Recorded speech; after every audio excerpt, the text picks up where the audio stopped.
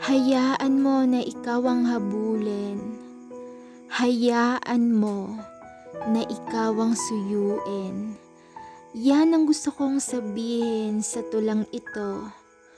Kung gusto mo na habulin ka, wag mong habulin siya.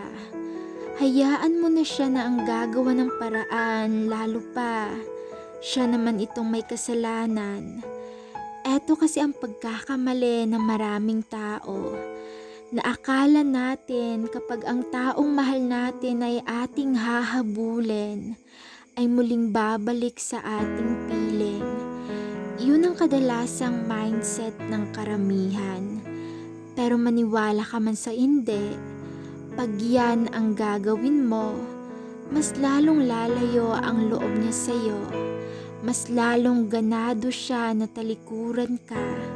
Mas lalong gugustuhin niya na iwan ka. Lalo pa pinapakita mo sa kanya na hindi mo kaya na mawala siya. Talagang lalaki ang kumpiyansa niya sa sarili niya. Talagang mapapasabi siya na, ang ganda ko talaga kasi iniiyakan ako ng lalaking to. O pwede rin sabihin niya na ang pogi ko talaga. Kasi ang babaeng to ay hindi kayang mawala ako. Ang tao kasi kapag hahabulin mo ay mas lalong lumalaki ang ulo.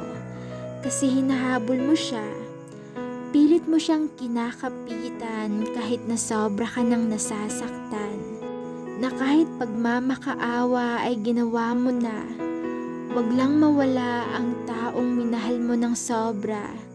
Naiintindihan naman kita kasi kung mahal mo talaga ang isang tao, lahat gagawin mo para lang di siya mawala sa buhay mo. Pero eto lang yung masasabi ko sa'yo, na kahit ano pa yung gawin mo, kung ayaw talaga sa'yo ng tao, wala ka na dun magagawa. Wala ka na dun magagawa kundi tanggapin na ayaw na talaga. Kaya kung iiwan ka ng taong mahal mo, hayaan mo lang siya. Hayaan mo na talikuran ka hanggang sa maisip niya na sayang ka pala. Kaya ikaw, kung gusto mo na habulin ka, wag mong habulin siya. Taasan mo yung value mo kasi mahalaga ka. At dahil mahalaga ka, deserve mo na tratuhin ng tama. At deserve mo na hindi iwan ng ganun-ganun lang. Sabi nga ni Zainab, hayaan mo na hayaan ka hanggang sa maisip niya na sayang ka pala.